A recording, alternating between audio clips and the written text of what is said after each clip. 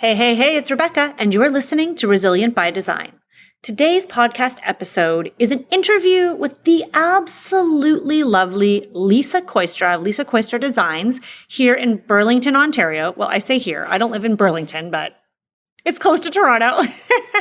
And Lisa is on fire. She does high-end residential design, beautiful, beautiful work. She's been getting a lot of press lately.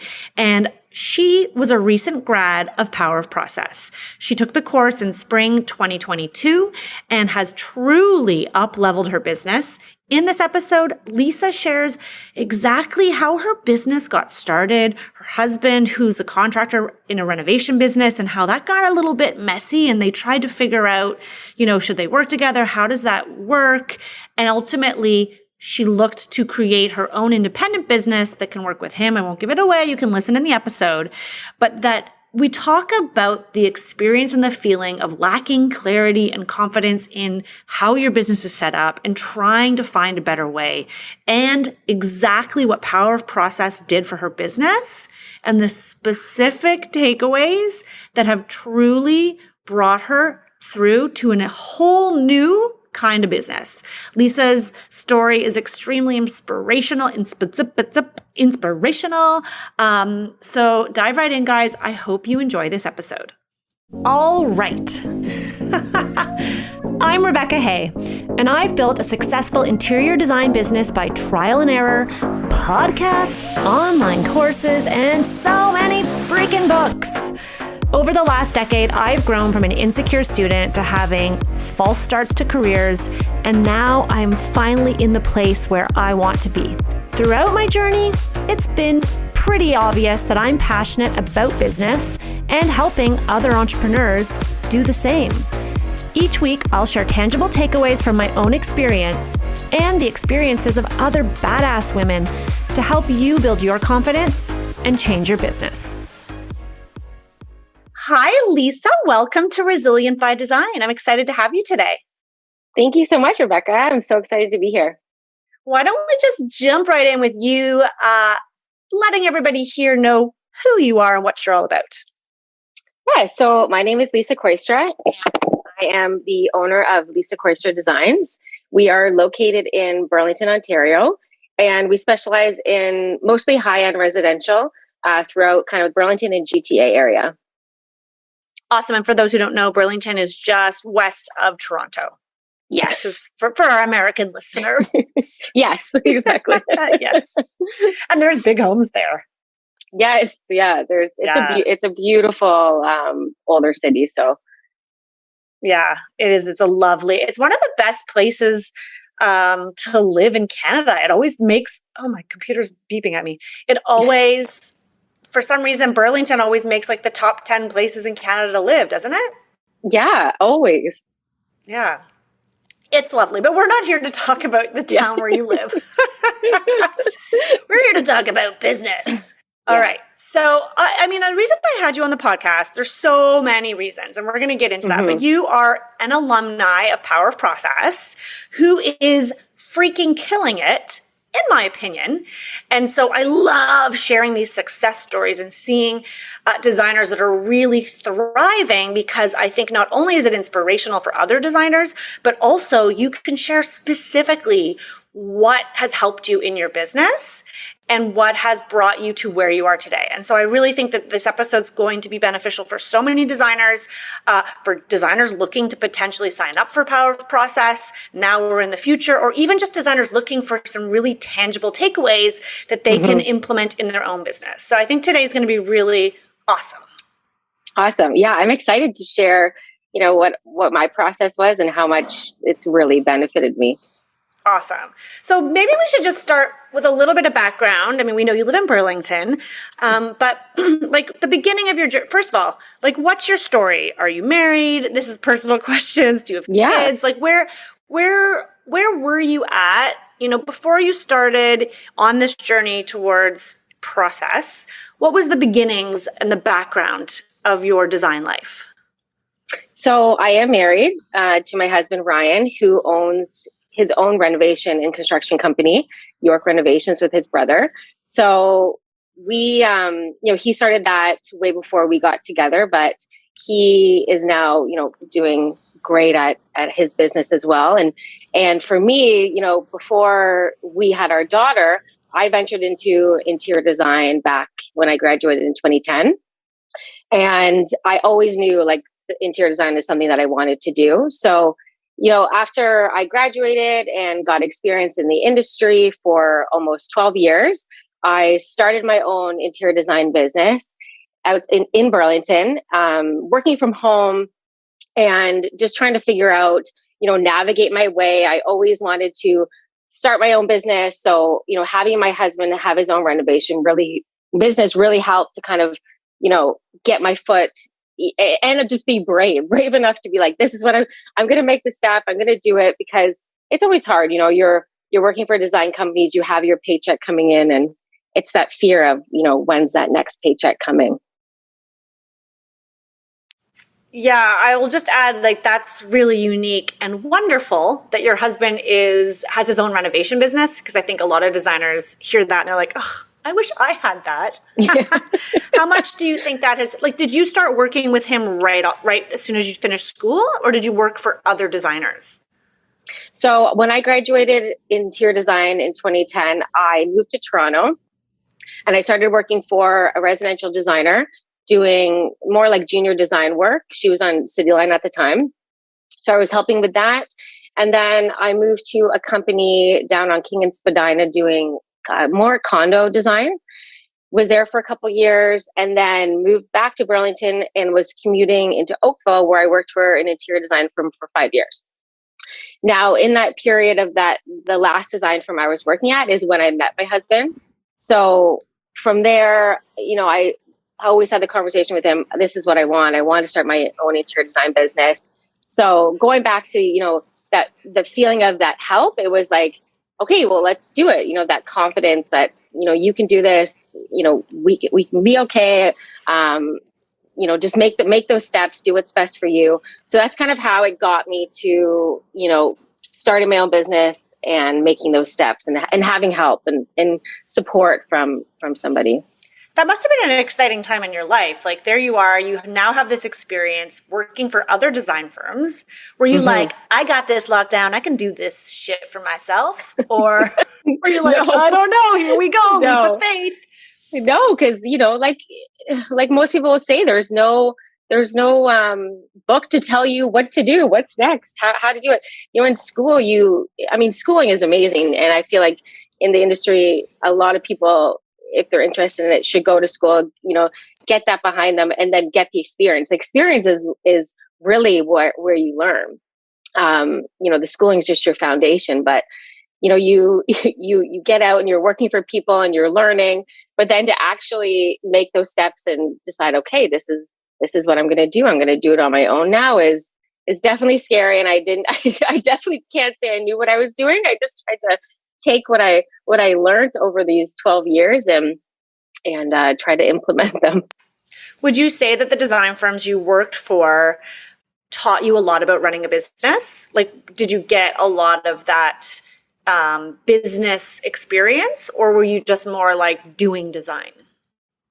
So, the companies I worked for were smaller businesses. So I got to kind of see a little bit more of really what was going on behind the scenes, but you can only learn to a certain extent. I was doing more of the design and daily duties, so I didn't get too much experience in terms of running a business. I'm grown up in a family of entrepreneurs, so I got to see a lot of that, especially from my father. So just trying to take, those tidbits of growing up and seeing how, he works and how everyone else works in my family was just helpful in that way. So I can't say I learned too much about, running a business from the design firms. It was more experience.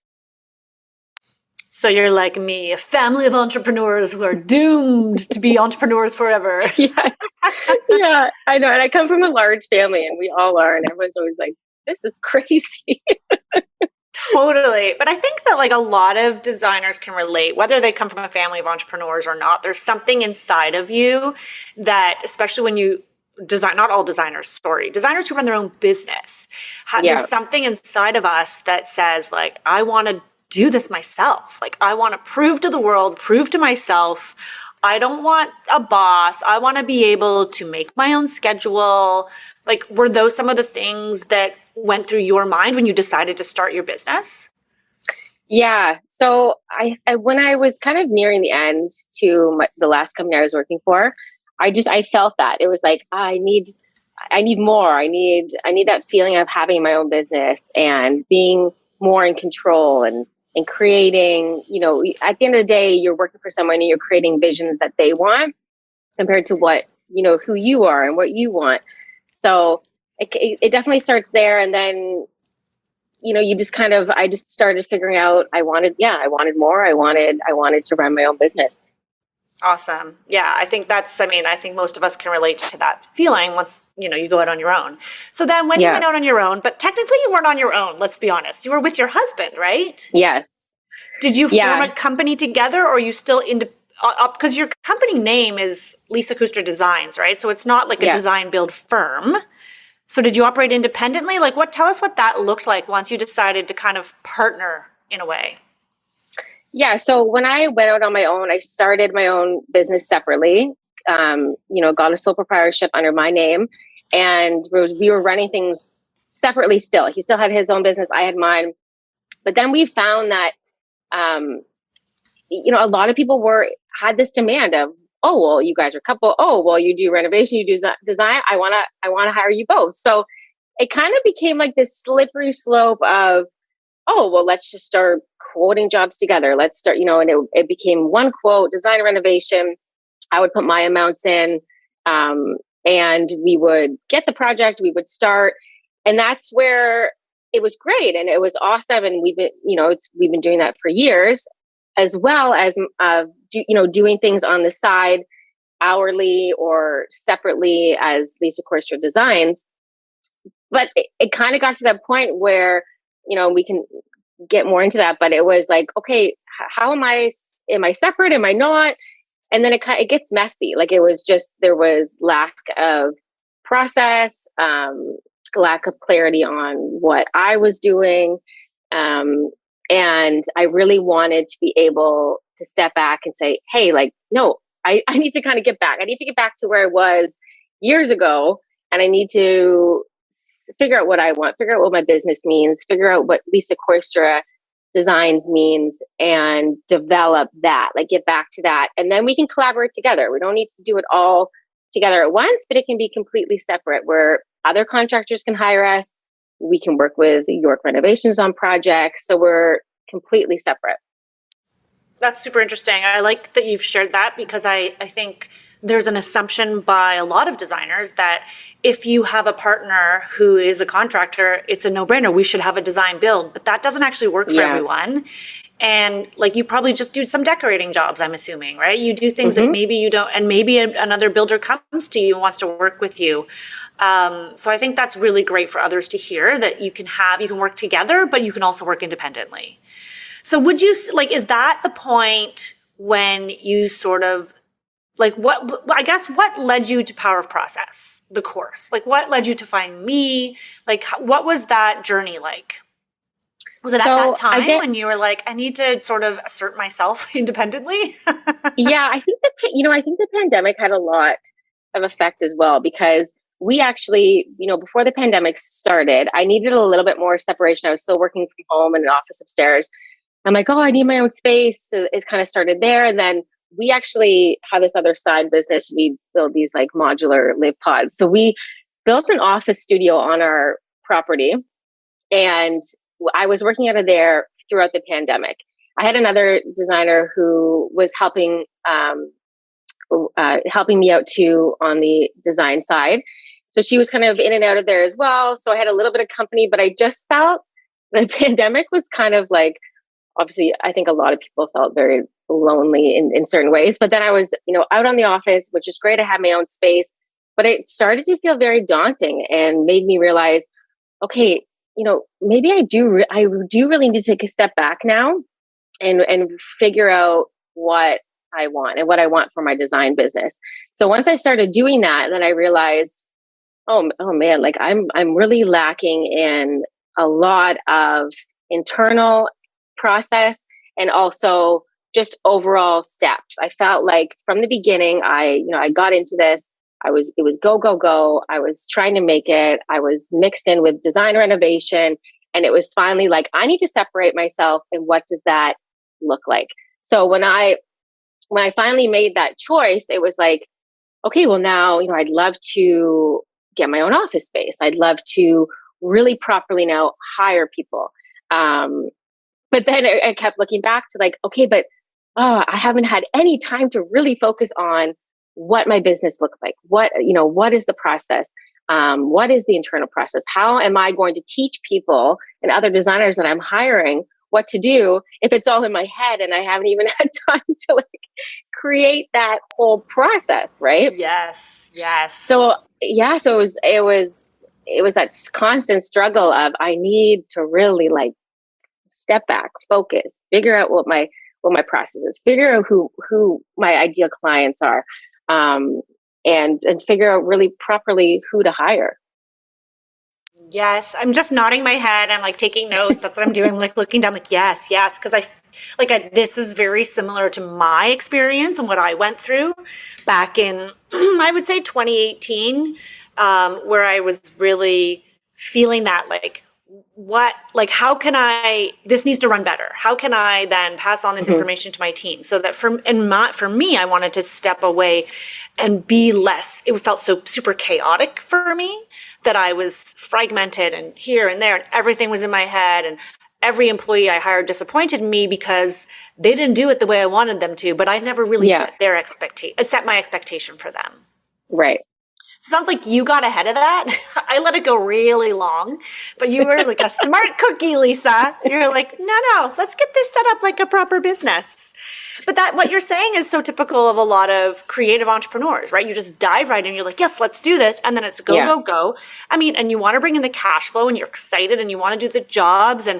And that's a very natural, and like, I think the most common journey that I see designers going on is that they dive right in and go because you want to prove it to Yeah. yourself and to all your clients that you can do it. And then you're like, okay, well, this is not a hobby anymore. This has to be Yeah. treated like a business.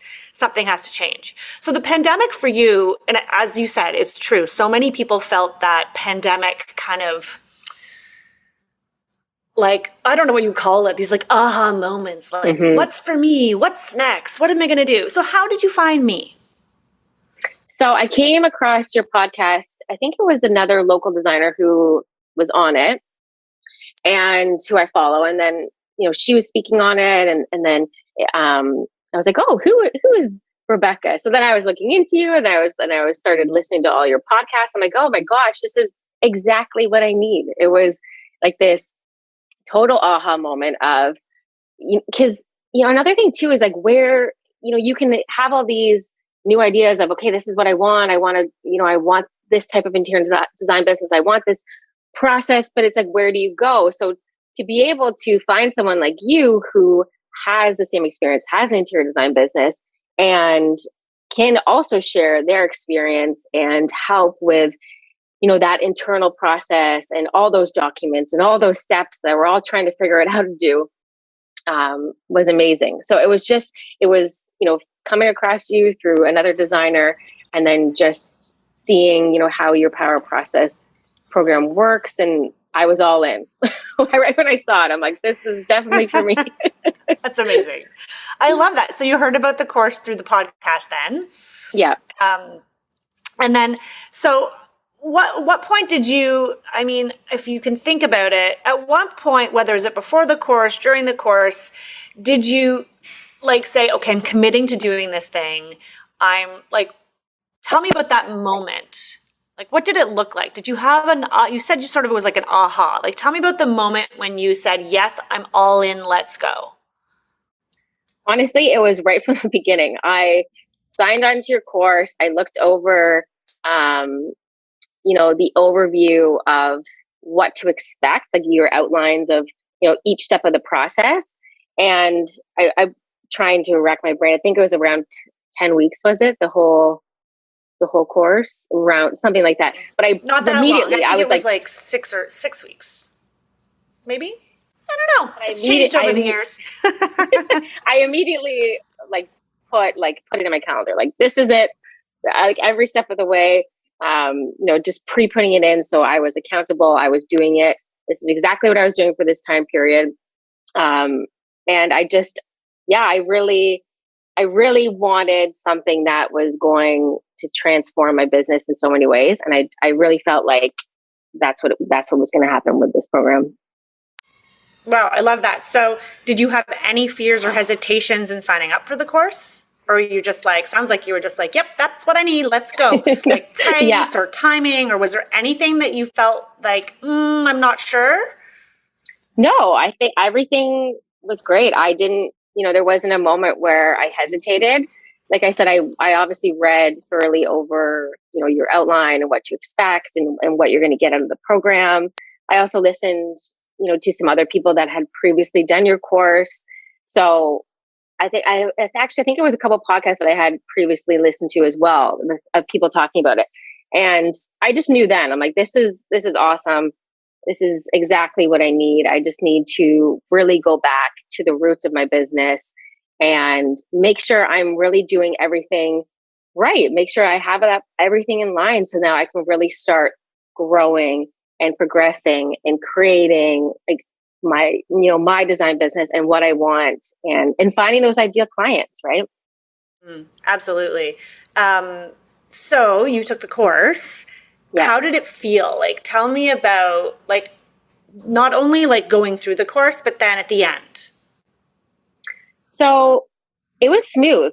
Like I said, I scheduled it off. So I was like, this is what I'm doing for these amount of weeks. This is, I'm going to stay on top of it. I always did all my homework before our, live meetings because I wanted You're such to a get good student. A+ girl. Not really, but I think for me, it was a long time coming. I knew really what I finally wanted. So I'm like, I'm going to do this. I'm going to get all my homework done before, the online,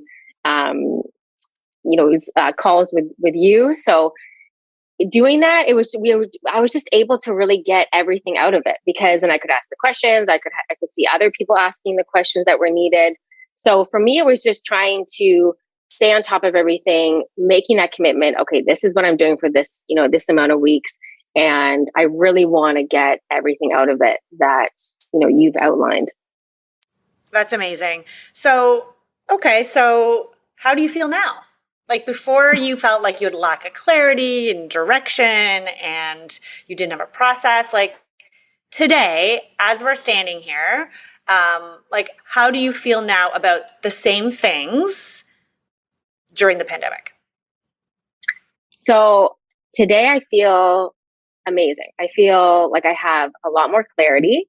I have more direction. I'm less stressed on, before I felt like I was just running around. I was doing everything. Like and at the end of the day, when you're starting off a designer, you're wearing every hat, you're doing everything, you're running around, you're, getting decor, you're finishing things just to get photos, to get content. Like it's not easy. Like, when you're starting out, you put your time in and I feel like I put my time in.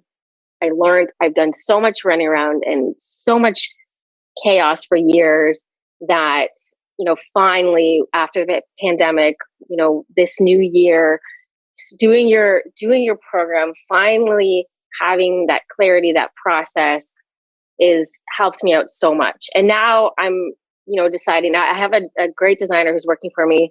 I did have another one as well that didn't work out, but I think it's figuring out now, what do I need next? I was kind of thinking maybe it's another designer, but from learning from you, it's like, well, maybe it's more of an administrative person. Maybe it's someone who's really going to help with all that extra stuff that's still weighing on me. So, there's still, obviously we're learning every day and there's so much to learn, but standing here now, having done your program, I say it to everybody. I think everybody should do it because you learn so much. You learn so much about not even just that, you learn so much about yourself, what you want for your business, your goals. And I feel like just creating the business that you want. Yeah, I love that you say that. I feel like people sign up for the course sometimes because they want the process, they want the clarity, Mm-hmm. they want to eliminate the chaos. But then what they don't realize they end up getting from it are the more personal development things. Because I Mm-hmm. really push you to look within yourself, to look within your own business as it is today. It's not just, here's everything on a silver platter, go do it. Sure, here's everything and you can go do it. But I Mm-hmm. really encourage designers to self-reflect, because I firmly believe there is no one size fits all approach to process. And I just talked about this with Luann Nigara on her podcast, because I know there's a lot of people who teach process out there. There's a lot of people who advocate for having a process and getting your business set up. But I think it's so, so important to be authentically yourself and Yeah. bring that to what you do. So I love that you said that and that was a takeaway. I mean, the other takeaway obviously is the community aspect that we hear all the time. Yes. Being able to chat with other designers who are going through that same stage of their Mm-hmm. business, right? Yeah. I mean, what changes for good, or any specific changes for good that came out of the course that you've made in your life or your business? I would say just that creating that ideal client, that direction. Like for me, obviously all the documentation and everything we got out of your course was amazing, because that really set the tone for, the whole overall concept of the business I was trying to create, implementing, my needs and manipulating the documents to fit how I saw my business. But it was overall, I think the whole thing was just inspiring, and I felt like I finally was able to figure out what I wanted, what my needs were, and to really start developing the look and feel I wanted for my business. My goals, my 5-year goals, now having an office, making those big steps, having that confidence. And I think too is confidence. There's so many designers out there, and it's like, what sets you apart, or I feel like a lot of the time we're all comparing ourselves to each other, where we should all just be, lifting each other up, seeing how each of us are different and unique, and like how our businesses are different and how we can support each other. That was another big thing too. Like we're talking about the community. I didn't realize how many people are there to support you. Right. I feel like sometimes, like I said, in this industry, it's like this competitive nature where we should all just be there for each other. We're all different. We're all unique, and we all have different businesses. So overall, I Yeah. feel, it's just inspired overall, just to kind of create the business I want and the direction and those ideal clients. So what is the business that you want? What is the direction you're headed? Do you want to share with us a little bit? Yeah. So for me, I want to have a massive design firm. I've always wanted to just have more of a boutique company, somewhere where I can always have, my hands in where I want it to be. And maybe that's, a few employees, someone who can be administrative, help me run things, and be seen. Like for me, we've been investing a little bit more in PR. At first, for years I was like, what's that? It didn't matter. I was just kind of going, doing my thing. But now it's like, after doing power process and after figuring out what I want, what my goals are, it was like, I want to get our work. I want to get our work seen. I want to, as much as I don't love putting myself out there on camera, I'm like, I can do this. I'm gonna start, because it's not about me, fully about me now. It's about my business. It's about my brand. It's about what I want, and growing and creating that ideal, design firm that works, helps, gives back. We've also been focusing more on how we can help. There's so many ways and different vendors and suppliers out there that offer great sustainable, options for sourcing for our clients. I have more and more clients all the time coming to us asking, okay, but like, how is this going to help, or how is this impacting my family? And maybe that has a lot to do with the pandemic as well.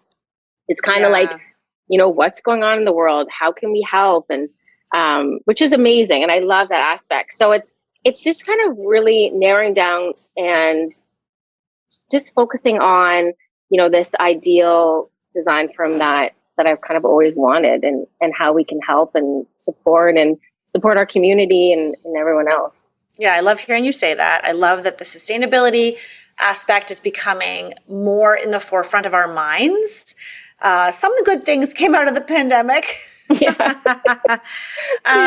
So now you have a process. Do you follow it with every project? Yes. Good. Yes, And I can officially say that. I'm curious, did you going through the course and really honing in on your process, did that have any side effect on your husband and his business, or did he already have a process locked down? They're still kind of figuring out their process in ways. I think for me, like when I stepped in, it created a little, bit of issues, because then I was also, it was like my name was on it, their name's on it. We're all involved, who's taking care of the client correspondence, which was mostly me, because I'd be in the office. So a lot of stuff was landing on me, and a lot of stuff that I didn't love doing. So it was realizing, like, okay, how that was the main thing too. Like, this needs to be separated, because they do have their own process and they are growing their business. So how am I helping? Am I not? And then I'm not even helping build my own company. So it was like that, separation. So now that you needed do it your to happen. way. You're like, this is my way. If you want to work with me, husband, this is how we work. Yeah. Which is great, because now it's like, this is my business. This is my process. This is how we work. When we have inquiries for both, great. We'll both go on that consultation, but we're both doing separate quotes. It's still completely separate, regardless of if he's my husband or it's another contractor. It's still completely separate, because that's where things just get all mixed up, and then there's no process. There's no guided step for clients. So I have two questions. Actually, I have three more questions. One is, are you charging more for your services now than before you did the course? Yes, definitely. Did you find, do you find, like, what caused you to charge more? I'm not going to put words into your mouth. I'm curious. Well, what do you think it is? Having the process, or seeing what others charge, or being able to see how others calculate their fee, or me sharing that? I'm just super curious, because most people who come out of the course charge more money and start to make more money. It's just guaranteed. I'm curious what it was that sort of triggered you to do so. I think it was both, because at that point, when I first started, I was doing hourly, and then when we started doing quotes together, it was like, how many hours will this take me? What's my rate? And then that's what I would put into the quote. So there was none of that, and it was like, okay, great, got the job, perfect. Where now it's like, okay, well, first thing, now I do have a proper process. I do have, a professional interior design business. I do have my degree behind me. I do have my experience. I have to kind of look at it as a whole now and say, like, okay, I can charge properly for my services. And then being in the course and seeing how everybody is, charging for their hours. And even that one document that you gave to us, trying to remember what it was at the end, but it was about, budgeting and figuring out our fees, how to there was the bonus, the calculating your design fee. Yes, calculating. So that was huge, because I always needed to kind of see that on paper. I always wondered, okay, how is everyone else doing it? Because no one else is talking about it. Is everyone doing it this way? Is it just a set fee and there you go? And it was, and I was kind of on that right track. But then, seeing it all laid out, there was actually then like an implementation fee where, I don't have to still do all of this work based on this first, phase 2, fee. There's still going to be all those extra hours, all the ordering, all the on-site stuff, and all the decor, which the decor for me, I found was the most stressful on projects, because it would be like end of the project, we're running around, we're decorating, we're trying to take photos. which don't get me wrong, there's still something lingering projects today that I'm still kind of doing this on, which is fine. But now fully moving into these new projects, it's like, no, there's two contracts, there's three phases. There's, that end third phase is very important. Our time is very important. It's creating the whole vision that we've had for the project and executing it for the clients. And I find that most of our time is spent there compared to phase two, which design phase is very important, but it's not a lot of our hours are more in that phase three of, oh gosh, now we got to get it all together. Now we got to do all the ordering. Now we got to, we got to do the reveal. We got to do the decorating. There's so much more that goes into it. So I think having that, finally seeing that where there is that, defined areas on how to bill instead of just this one big design fee or an hourly rate. So are you still billing hourly, a combination, or flat fees? Just flat fee. Yeah. Awesome. Okay. That was the one question. The other question I had was, oh goodness me. Was there one thing, I think maybe what we just talked about is the thing, but was there one moment throughout the duration of the course or while you were doing the course, you had an aha moment and something big needed to change in your business or for you? Was there something that stands out to you? I would say the onboarding process, because what would happen is, I would get an inquiry, we would get an email. I would have a blurb that would go out saying, this is us. We'd love to set up a consultation with you. Sometimes I will admit in the past, I wasn't even charging for consultations. I would go out and meet with the client, say, okay, I'm going to proposal together for you, send it out. And then it would just kind of start and there would be kind of no plan or direction. So definitely the onboarding, because it was like, oh, I can do a fit call. I can pre-screen, people so that everybody's not wasting time, right? There's certain projects that we can take on. There's certain projects that we can't. So, in a business smarts kind of way, it was like, I can finally, have these inquiries come in, have a conversation with these clients before I go to the home and see what their needs are, if it's going to fit with what we can offer them. And then set up that consultation meeting. So there is that in between phase where we can really figure out if this is going to work or not, compared to going right into a consultation and then being like, oh, in the consultation, this is not going to work. Right. And then it's a waste of everybody's time. So I think having that pre-screen onboarding, and then the internal kind of checklist after that. Okay, now that we've done the consultation, what's next? So all those steps after in that internal process and being able to give those now to our employees to follow was awesome. A really big aha moment. Like, oh, we can really figure out who and how we can work with people. Yeah, checklists to me are everything. It's not the same as a to-do list, but you do have to follow them. It's not enough to just have them. I've learned that the hard way. Like, where's the checklist, guys? There's a reason we have it. Can someone print it off, please? Yeah. So many hours creating the freaking checklist. So my last question for you would be, how do you think, how do I phrase this? If you had not spent the time to do power of process and do the work, because let's be honest, you have to do the work. It's not just, I'm going to sit back and listen, right? Mm-hmm. You hadn't put in the work. Where do you think you would be today? I probably would have still made the leap of, getting the office, because I knew that those were the next steps I wanted.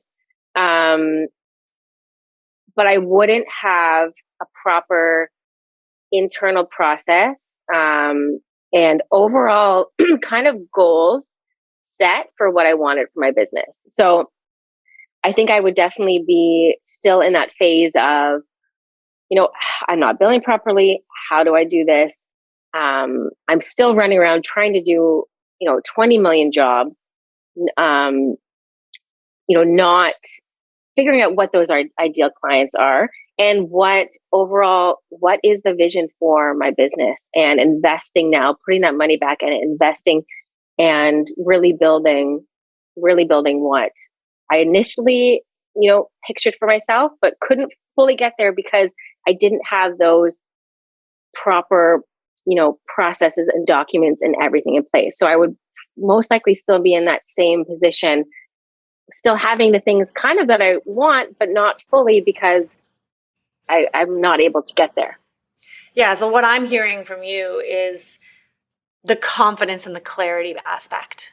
Like just having that confidence that, yes, because I can really relate to that, because early on in my business, I was a bit insecure about the design and do I know what I'm doing and all that. But it became, once I realized I was good at what I did when it came to design, it was lacking in the confidence that, is this the way I should do things? Maybe I should try that.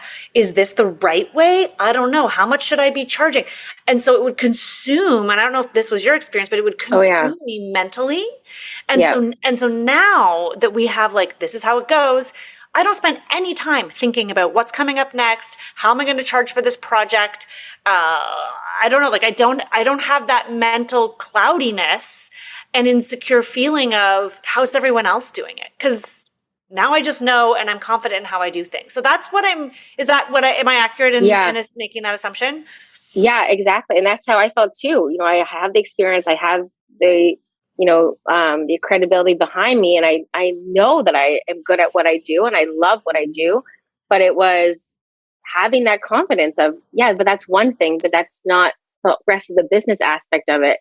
And it was always clouding over my head of, oh God, like you said, am I doing this right? Am I charging right? Do I have the right process? Am I bringing in the right clients? So it was all those things that were constantly in the back of my mind affecting my day to day.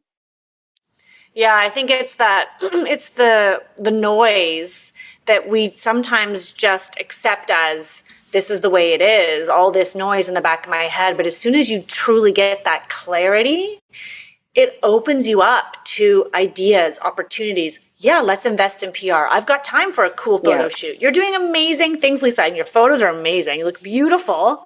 Thank you. What? I'm like, Vera, look at Lisa. I'm like, Vera, oh my gosh, look at her Instagram account. So guys, if you are listening, go follow Lisa.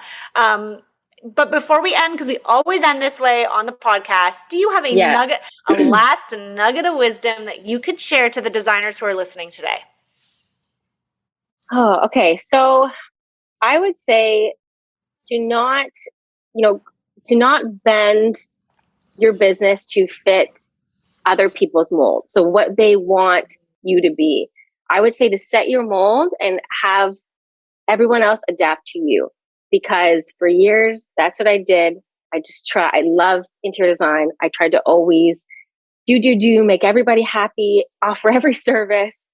And it was to that point of how this all started where I sat back and said, okay, this is not working. I'm adapting to everybody else. It's time that, I create what I want, and for everyone else to, adapt. And if they fit with our process, amazing. If they don't, then it's just not meant to be. Oh my God, I love it. I love it. Do it my way. It's my way or the highway. But essentially, that's what you're saying. And I love it. I freaking love it. Oh my gosh, Lisa, you've been amazing. Thank you so much for joining us today on the podcast. Let everybody here know where they can find you and follow all your publicity and your beautiful photos. Where can they find you? Well, thank you, Rebecca. You guys can find me at Lisa Kooistra Designs. And it's pretty much the same on every platform. So just at Lisa Kooistra Designs. Awesome. Well, thank you so much for being on the podcast. And I cannot wait to have you back maybe next season on the podcast and see where your business has grown to, because I can only see good, beautiful things in your future. Thank you, Rebecca. Okay, guys, isn't Lisa wonderful? Very smart woman, clearly business savvy, and knows how to make the time to sit down and do the work. I love that. I didn't even know that about Lisa, that she took so many hours every single week, blocked it out and did the work. I mean, that's what I recommend that designers do, but I never really know if anyone's doing it or taking my advice. So I love that. The reason I asked Lisa to join me for the podcast is because I have seen her business transform since she completed Power of Process. And I knew that this story would be very inspirational to any of you looking to up-level your business, join us inside of Power of Process, and make some big change. I'd love to hear from you. If you enjoyed this episode, what was the big takeaway? Can anyone relate to Lisa's experience, especially that with her husband and the renovation business? I think that's super interesting. I'd love to know if anyone else has been in a similar boat. Okay, guys, that's it for today. I'll see you soon.